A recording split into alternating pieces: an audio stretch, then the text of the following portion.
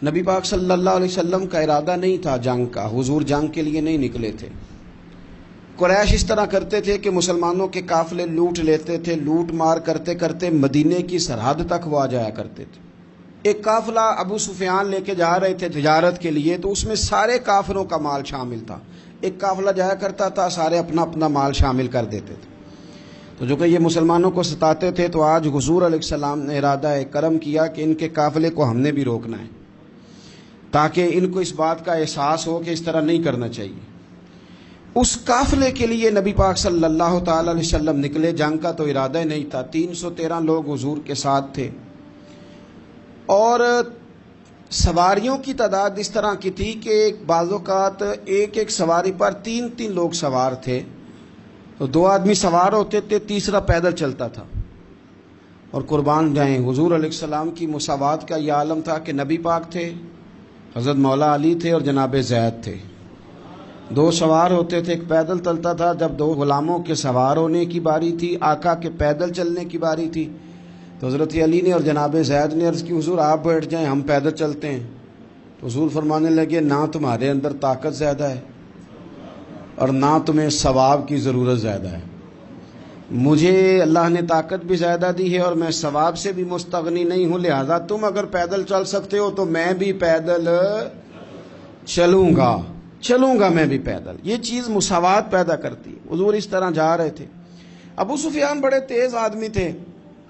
جب پتہ چلا نا کہ مسلمان حملے کے ارادے سے آ رہے ہیں، تو ایک بندہ جلدی سے دوڑایا، مکے جا کے بتاؤ تم سب کا مال میرے پاس ہے۔ تو مسلمانوں نے حملہ کر دیا ہے۔ خود اس طرح کیا کہ جس رستے سے وہ جا رہے تھے وہ رستہ بدل کے رستہ کوئی اور اختیار کر لیا۔ قافلہ انہوں نے جو بندہ بھیجا، تو بریکنگ نیوز کا وہاں بھی ایک طریقہ تھا۔ اونٹ کے کان ناک کاٹ دیتے تھے، اپنے کپڑے پھاڑ لیتے تھے۔ اب اونٹ بڑے زور سے چلاتا تھا، جب اس کا ناک کٹ جاتا تھا، اونٹ چلاتا تو لوگ گھروں سے نکل آتے۔ اب وہ جو بندہ ابو سفیان نے بھیجا تھا، اس نے جا کے اپنے اونٹ کے ناک کان کاٹ دیے۔ لوگ دوڑے، باہر نکلے، پوچھا کیا ہوا، تو اس نے کہا نکلو نکلو، تمہارا تو مال سارا لوٹنے لگے مسلمان۔ وہ ابو سفیان بچ کے نکل گئے تھے، انہوں نے پیغام بھی دیا کہ میں بچ کے آ گیا ہوں، اب آنے کی ضرورت نہیں۔ لیکن انسان کو جو چیز سب سے زیادہ پستی میں لے جاتی ہے، وہ اس کا تکبر ہوتا ہے۔ تو مینوں جاندا ہی نہیں، تجھے میرا پتہ ہی نہیں۔ یہ لے ڈوبتی ہے چیز لوگوں کو۔ انہیں بھی لے ڈوبی۔ انہوں نے کہا جی اب نہیں واپس جانا، اب چلو۔ 1000 کا لشکر، گانے بجانے والی عورتیں ساتھ، شراب کے مٹکے ساتھ، 10 اونٹ روز ذبح ہو رہے ہیں، سردار دعوتیں پکا رہے ہیں، گوشت بھونا جا رہا ہے۔ بدر میں پہنچ گئے، مسلمان بھی 313 پہنچ گئے۔ یہ ساری رات شرابیں پیتے، وہ ساری رات سجدے کرتے۔ یہ ناچ گانے سرور کی محفلیں سجتی، اور وہ رسول پاک کی تقریر سنتے، حضور کے خطبات سے فیض یاب ہوتے۔ عمیر بن وہب کو بھیجا ابو جہل نے، کہا پتہ کر کے آؤ بندے کتنے۔ اس نے جا کے کہا کہ 312 313 310 اتنے۔ کہنے لگا جنگ کیا کرنی ہے، ان کو سویرے اونٹوں کی پشتوں پہ باندھ کے لے جائیں گے، مکے جا کے دیکھیں گے کیا کرنا ہے۔ یہ تکبر ہے نا۔ تو عمیر بن وہب کہنے لگا ہیں 312 ہیں 313، میرے اندازے میں 310، لیکن ایک کا بھی واپس جانے کا ارادہ کوئی نہیں۔ میں نے جس کو بھی دیکھا ہے شہادت کی دعا مانگتے دیکھا ہے۔ ارادہ بڑا پکا لے کے آئے، شہادت ہے مطلوب و مقصود مومن، نہ مال غنیمت نہ کشور کشائی۔ نبی پاک صلی اللہ علیہ وسلم نے جب دیکھا نا کہ وہ تو جنگ کے لیے آن پہنچے ہیں اور ارادہ تو قافلے کا تھا، تو حضور نے صحابہ سے مشورہ کیا۔ نبی پاک علیہ الصلوۃ والسلام نے ہمیں بتایا کہ چیزیں مسلط نہ کرو۔ ہم نہ اپنا مسلط کرتے ہیں، یعنی تراویح پڑھنے والا بندہ دوسروں کو بڑا گھورتا ہے کہ تو کیوں نہیں پڑھتا، بھئی تو پڑھ رہا ہے نا تو اللہ سے دعا کر یہ بھی پڑھے، لیکن اپنا مسلط نہ کر، دعوت دے، تبلیغ کر۔ نفل پڑھنے والا سب کو گناہگار ہی سمجھنے لگ جاتا ہے۔ عصر کی پہلی 4 سنتے تو کیوں نہیں پڑھتا، تو کیوں؟ بھئی آپ مسلط کریں گے، آپ رائے دیں اور رائے دے کے سائڈ پہ ہو جائیں۔ مسلط کرنے کی تو اجازت نہیں۔ حضور کا تو حکم چل سکتا ہے نا، چلتا ہے نا، لیکن حضور نے بھی صحابہ سے پوچھا بھئی وہ تو لڑنے آ گئے ہیں، اب کیا کرنا ہے؟ تو حضرت صدیق اکبر کہنے لگے حضور کرنا وہ ہے جو آپ نے فرمانا ہے۔ حضرت عمر کہنے لگے حضور تلواروں کو تو زنگ لگ گیا ہے، اور جناب علی شیر خدا مرتضی مشکل کشا غل عطا. مولا کائنات فرمانے لگے حضور علی اور تلوار یہ تو رشتہ ہی بڑا پرانا ہے, تیاری کریں. حضور کا خیال تھا کہ انصار بھی تو بولے نا, یہ تو سب مہاجرین بول رہے ہیں. انصار کو جب سمجھ آئی نا کہ اشارہ ہماری طرف ہے تو حضرت سعد بن عبادہ اٹھے, کہنے لگے حضور آپ کا اشارہ ہماری جانب ہے؟ فرمایا ہاں. کہا یا رسول اللہ صلی اللہ علیہ وسلم خشکی پہ بھی لڑیں گے اور دریا میں بھی لڑیں گے. حضور انسانوں سے بھی لڑیں گے اور آپ حکم دیں گے تو جنوں سے بھی لڑیں گے.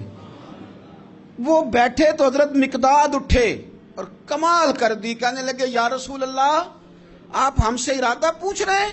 ہم کوئی حضرت موسیٰ کی قوم ہے جو اپنے نبی سے کہہ دیں گے آپ لڑیں اور آپ کا خدا لڑے؟ سونیا ہم آپ کے ساتھ لڑیں گے اور آپ کے قدموں پہ جانیں بھی قربان کریں گے. نبی کا حکم ہو تو کود جائیں ہم سمندر میں اور جہاں کو محو کر دیں نعرہ اللہ اکبر میں. نہتے 313 بشر شوق شہادت میں نکل آئے تھے میدان میں محمد کی قیادت میں. نہ تیغ و تیر پہ تکیا, نہ خنجر پہ, نہ بھالے پر, بھروسہ ہے تو ایک سادی سی کالی کملی والے پر. نبی پاک صلی اللہ تعالی علیہ وسلم نے جذبات سنے تو فرمایا چلو نہ چلیں پر چھوٹے چھوٹے بچے واپس کر دو. ایک چھوٹے بچے تھے عمیر بن ابی وقاص, حضرت سعد بن ابی وقاص کے پائی, زمین پہ لیٹ کے رونے لگے, سونے میں نے بھی جانا ہے. کمپیوٹر کے لیے نہیں رو رہے, موبائل کے لیے نہیں رو رہے, نئی سائیکل کے لیے نہیں, شہادت کے لیے. حضور میں لڑوں گا, اب مجھے لے کے تو چلیں. یا رسول اللہ میں طاقتور نکلوں گا, لے کے تو چلیں. ان کے آنسو دیکھ کے حضور نے فرمایا لے چلو نا ساتھ. فطرت مسکرا رہی تھی. حضرت سعد بن عبادہ ایک دوسرے سے کہہ رہے تھے ہم سے لڑنے آیا ہے ابو جہل, جس قوم کے بچوں کی شجاعت کا یہ عالم ہے اس قوم میں علی کا کیا حال ہوگا اور امیر حمزہ کا کیا عالم ہوگا. یہ ہمارے ساتھ مقابلہ کریں گے یہ لوگ. اور چھوٹے اتنے تھے حضرت عمیر کے تلوار اپنے ہاتھوں سے اپنے گلے میں نہیں لٹکا سکتے تھے, وہ بڑے بھائی نے لٹکائی. میدان میں نکلے, حضور علیہ الصلوۃ والسلام نے تقریر کی, فرمایا تمہیں پتہ ہے تم کس جنت کی جانب جا رہے ہو؟ وہ جنت ہے جس کی چوڑائی زمین آسمان کے برابر ہے. حضرت عمیر بن حمام انصاری ایک صحابی تھے. جب کریم نے فرمایا نا جنت کی چوڑائی, کسی چیز کی لمبائی زیادہ ہوتی ہے چوڑائی کم ہوتی ہے, جب فرمایا نا کہ چوڑائی زمین آسمان کے برابر ہے تو حضرت عمیر بولے, کہنے لگے واہ واہ واہ واہ واہ. کھجوریں کھا رہے تھے, حضور نے فرمایا تو بڑی واہ واہ کر رہا ہے. کہ سونیا اتنی جنت پیاری ہے تو ہم دور کیوں ہیں, یہ دے نا ذرا تلوار. جلدی سے میدان میں نکلے, اللہ نے انہیں شہادت عطا فرمائی.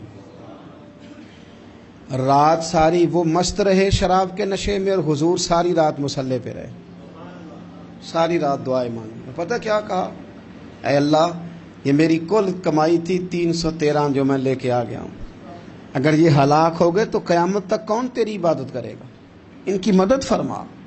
اور ایک رات پہلے صفیں بھی سیدھی کرائیں, بلکہ صفیں سیدھی کراتے حضرت سواد کے پیٹ پہ چھڑی لگ گئی تو انہوں نے کہا حضور بدلا دیں. حضور نے کپڑا ہٹایا تو انہوں نے وجود چومنا شروع کر دیا. حضور نے ہمیں سبق دیا کہ صفیں بھی سیدھی کرانی ہے اور دعائیں بھی کرانی ہیں. صف بھی سیدھی ہو, مصلی بھی آباد, دونوں کام کرنے. اور پھر توکل ہو, پھر تمہارا دل جمے کہ انشاءاللہ فتح اللہ مسلمانوں کو دے گا. رونے نہ رویا کرو, معیشت کے, معاشرت کے, غریبی کے, تنگ دستی کے, فقیری کے, رونے نہ رو, اللہ کی مدد کو آواز دو. مسلم ہے حضرت انس بن مالک فرماتے ہیں ایک رات پہلے حضور نے چھڑی پکڑی اور میدان بدر میں جا کے فرمایا, لکیر کھینچ کے فرمایا یہاں ابو جہل مرے گا, یہاں عتبہ مرے گا, یہاں شیبہ, یہاں ولید مرے گا. حضور نے لکیریں کھینچی. فرماتے ہیں باقی لوگ جنگ لڑ رہے تھے اور میں چپ کے لکیریں بھی دیکھ رہا تھا کہ حضور نے لگائی تھی. فرماتے ہیں اللہ کی عزت کی قسم کوئی کافر 1 انچ بھی ادھر ادھر نہیں ہوا, جہاں نبی پاک نے لکیر لگا دی تھی وہیں مرا ہے. یہ شان اللہ نے حضور کو دی ہے, حضور کے علم مبارک کا یہ کمال ہے. نہ اس طرح کی باتیں کریں جس سے امت تقسیم ہو. سویرے جنگ شروع ہوئی, صبح 3 کافر میدان میں نکلے. उत्बा, शैबा और वलीद, 3 अंसारी मुसलमानों की जानिब से मुकाबले में निकले। लेकिन वो तकब्बुर जो होता है ना, वो जान छोड़ता नहीं। तो वलीद कहने लगा, उत्बा शैबा कहने लगे, हमने नहीं इनसे लड़ना, ये तो हमारे पाए के ही नहीं, कोई कुरैश में से भेजो, कुरैश में से। तो फितरत मुस्कुरा के कह रही थी, लगता है तुम्हारा जल्दी मरने का इरादा है। ठीक है, फिर नबी करीम ने फरमाया ठीक हो गया, चलो। अबू उबादा बिन जर्राह उठे, हजरत उबैदा उठे। हुजूर ने फरमाया अब अल्लाह का शेर अमीर हमजा उठे, हजरत अमीर हमजा उठे। तीसरे नंबर पे हुजूर ने फरमाया या अली युकुम, अली उठ ना जार, जरा निकलना मैदान में। दीवारें हिलती रहती हैं और दर कांप जाता है, अली का नाम सुन के अब भी खैबर कांप जाता है। हजरत अली शेर खुदा रदी अल्लाह ताला अन्हु। मौला कायनात उठे, हजरत अमीर हमजा उठे, हजरत उबैदा उठे। उत्बा के मुकाबले में गए, हजरत अमीर हमजा कत्ल किया अपने दुश्मन को। शैबा के मुकाबले में गए हजरत उबैदा, लेकिन हजरत उबैदा बूढ़े थे, उसने उन पे हमला किया, उनका पैर काट दिया। हजरत अली निकले वलीद के मुकाबले में, 2 ही ज़रबे लगाई, वलीद का सर काट के हजरत उबैदा की मदद को भी पहुंच गए हजरत अली, उसको भी कत्ल किया। फिर हजरत उबैदा को अपने कंधों पे उठाया, नबी पाक की बारगाह में लाए। उन्होंने हुजूर के कदमों को चूम के कहा, हुजूर मुझे शहादत मिली कि नहीं मिली? तो नबी पाक ने फरमाया रब ने तुम्हें शहादत का दर्जा दे दिया। अब मैदान में जिहाद शुरू हुआ, लड़ाई शुरू हुई, लोग निकले। हजरत जुबैर बिन अवाम भी बर्छी लेके। एक काफिर निकला, आस उसका नाम था, वो सारा लोहे का लिबास पहन के आ गया, सिर्फ आंखें नजर आ रही, बड़े मुसलमानों को जख्मी कर रहा था। अब कैसे लड़े उसके खिलाफ? तो हजरत जुबैर बिन अवाम के हाथ में बर्छी थी, बस आंखें नजर, इतनी जोर से अल्लाह अकबर कह के बर्छी मारी ना कि उसका आपने गला ही काट के रख दिया, हर चीज उसके दिमाग से बाहर निकल आई, जमीन पर तड़पा। वो बर्छी इतनी पसंद आई नबी पाक को। हुजूर को सिर्फ तस्बीह पसंद नहीं आती, बर्छी भी पसंद आती है। हुजूर को सिर्फ तिलावत वाला मोमिन नहीं, जिहाद वाला भी पसंद आता है। असल पता मसला क्या है कि मुसलमान ना एक चीज देते हैं, फिर उसी का शिकार हो, दूसरी को छोड़ देते हैं। दीन हमा पहलू है, आप सजदे की बात भी करें, जिहाद की भी करें, दोनों दीन है। और ये याद रखें कि इसी से मुसलमान मजबूत होता है। हुजूर को बर्छी इतनी पसंद आई कि आपको बुखारी में मिलेगा, नबी पाक ने बर्छी लेके बतौर यादगार के अपने पास रख ली। फिर वो बर्छी हजरत सिद्दीक अकबर के पास रही, फिर वो बर्छी हजरत उमर के पास रही, फिर हजरत उस्मान के पास रही, फिर मौला अली के पास रही। मैं उन लोगों को क्या कहूं जिन्होंने मक्के मदीने में नबी पाक की यादें मिटा दी हैं। सोने ने तो सहाबा की यादगार तलवारें भी संभाल के रखी, और तुमने हुजूर ने जिस कुएं से पानी पिया था वो कुआं ख़त्म कर दिया। तुमने जहां हुजूर ने गुस्ल किया था वो जगह ख़त्म कर दी। क्या बात करते हो साहब, वो जगह तो हमारे लिए चूमने के लायक थी और आने वाली नस्ल को वहां अकीदत के फूल बरसाने थे। तुमने क्या सलूक किया?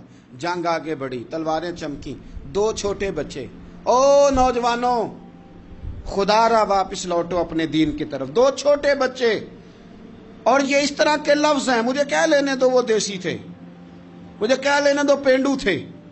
वो 2 बच्चे आके हजरत अब्दुर्रहमान इब्ने औफ से पूछते हैं, कहते हैं चाचा जी अबू जाल किधर है? ये लफ्ज है हदीस में, चाचा जी, चाचू किधर है अबू जाल? तो कहते हैं मैंने हासके का पुत्र, तुमने क्या कहना है? तो छोटे वाले को बातें भी सही नहीं करने आती थी, कहने लगा चाचा उसे मारना है। कहा क्यों मारना है? कहा इसलिए कि हमने सुना है वो हमारे नबी को बुरा कहता है माज़अल्लाह। कहा तुम अगर नाम मार सके तो छोटा कह रहा है, कहता नाम मार सके तो मरेंगे तो सही ना हुजूर के नाम पे। हफीज जलंधरी कहते हैं वो कह रहा था मरेंगे या मारेंगे उस नारी को, सुना है गालियां देता है वो महबूब बारी को, माज़अल्लाह हुजूर को बुरा कहता है। मैदान में आए दोनों, जोर जोर से तलवारें मारी, घोड़े से गिरा लिया अबू जाल को। हजरत माज जो थे बड़े वाले, उनका बाजू कट गया, थोड़ा सा गोश्त सा लटक रहा था। ये नरमो नाजुक बच्चे हमारे, ये मैदानों में काम करेंगे, जिनको थकावट होती है, जो पैनाडाल की गोली खा के सोते हैं रात को, बाजू लटक रहा था। हजरत माज ने उस पर अपना पैर रखा, झटका दे के उतार दिया। हजरत अब्दुल्ला इब्ने मसूद को कहा, उन्होंने गर्दन काट दी अबू जाल की। दोनों तलवारें लेके हुजूर के पास गए। چھوٹا کہتا ہے حضور میں نے مارا ہے، بڑا کہتا ہے حضور میں نے مارا، کہتا ہے نہیں تو پیچھے تھا میں نے مارا ہے، وہ کہتے نہیں تو بعد میں آیا تھا میں نے مارا ہے۔ فرمایا تلواریں دکھاؤ نا۔ جب تلواریں دکھائیں تو حضور فرمانے لگے تم دونوں نہیں مارا ہے، برابر کا ثواب ہے۔ جس کا بازو کٹا تھا کریم رسول نے فرمایا ادھر لا نا بازو، وہ بازو لائے، حضور نے اسی جگہ رکھ کے نا دوبارہ لعاب دہن لگایا۔ حضرت معاذ حضرت عثمان غنی کے زمانے تک موجود رہے۔ فرماتے ہیں کٹنے سے پہلے طاقت کم تھی، جب حضور نے جوڑا ہے تو طاقت پہلے سے زیادہ ہو گئی ہے، پہلے سے زیادہ ہو گئی ہے طاقت۔ کہتے ہیں کہ نبی پاک سید عالم صلی اللہ علیہ وسلم کی خدمت میں حضرت عکاش آئے، کہنے لگے سونیا میرے جذبات کنٹرول میں نہیں آ رہے، میں ان بے ایمانوں کے گلے کاٹوں گا، پر میرے پاس تلوار ہی کوئی نہیں، کوئی تلوار ہو تو ماروں نا۔ ایک درخت کی جڑ تھی، ٹہنی تھی، حضور نے یوں کر کے کھینچی، فرمایا یہ لینا تلوار۔ کہتے ہیں وہ حضور کے ہاتھوں میں ٹہنی تھی، میرے ہاتھوں میں آتی گئی اور تلوار بنتی گئی۔ پھر اس سے کافر کاٹے حضور کے معجزات۔ 5000 فرشتہ بھیجا اللہ نے جنگ بدر میں۔ کتنے؟ یہ میں نے بات اس لیے بیان کی ہے کہ اقبال نے ایک مشورہ دیا، کہتے ہیں تو فضائے بدر تو پیدا کر، فرشتے تیری نصرت کو اتر سکتے ہیں گردوں سے، کتار اندر کتار اب بھی۔ اقبال کیوں ایسا کہہ رہا ہے؟ تو اقبال کہتے ہیں اس لیے کہ آج بھی ہو اگر ابراہیم کا ایمان پیدا تو آگ کر سکتی ہے انداز گلستاں پیدا۔ 5000 فرشتہ آیا۔ مجھے تو لگتا ہے فرشتوں نے بھی دعا کی تھی کہ یا اللہ ہم تیرے نبی کی قیادت میں لڑنا چاہتے ہیں۔ فرشتے آئے، سپر پاور تھی روما، بڑی طاقتور سمجھتی تھی، ایران، روم، یہ کیسر و کسرا، بڑی طاقتیں تھیں۔ عرب کے لوگ تو بوریا نشین تھے، صحراؤں میں نکل کے انہوں نے الٹ پلٹ کے نہیں رکھ دی سارا کچھ۔ علامہ اقبال سے کسی نے پوچھا تھا کہ مسلمان دوبارہ سے کبھی میدانوں میں آئیں گے؟ تو اقبال کہنے لگے ہاں ہاں ضرور آئیں گے، آئیں گے، یہ نکلیں گے۔ کیا کس طرح؟ کہنے لگے میں نے فرشتوں سے سنا ہے، نکل کے صحرا سے جس نے روما کی سلطنت کو الٹ دیا تھا، نکل کے صحرا سے۔ قدسی کہتے ہیں فرشتوں کو، اقبال کہتے ہیں رات وہ باتیں کر رہے تھے میں نے سنا ہے کہ نکل کے صحرا سے جس نے روما کی سلطنت کو الٹ دیا تھا، سنا ہے میں نے یہ قدسیوں سے کہ وہ شیر پھر ہوشیار ہوگا، وہ جاگے گا، وہ بیدار ہوگا۔ یہ قدسیوں سے سنا ہے میں نے، وہ آئے گا میدانوں میں۔ گمسان کا رن پڑا، ابو جال قتل ہوا، امیہ قتل ہوا، کچھ دیر کے بعد مارا گیا۔ ابو البختری اور عتبہ اور شیبہ اور ولید بڑے بڑے سردار قتل ہوئے۔ 70 کافر مارے گئے، 70 مسلمانوں نے قیدی بنائے، باقی بھاگ گئے، اور سامان چھوڑ کے بھاگ گئے، اور گھوڑے چھوڑ کے بھاگ گئے، اور جس کو ادھر بھاگنے کا موقع ملا ادھر بھاگا، کہہ رہے تھے ان کو باندھ کے لے جائیں گے، اور جس کو ادھر بھاگنے کا موقع ملا وہ ادھر بھاگا۔ پیچھے سے حضرت سعد بن عبادہ بول رہے ہیں، کہنے لگے ہم نے تو سنا تھا مردوں سے مقابلہ ہے، تم تو بیویوں سے بھی کمزور نکلے ہو۔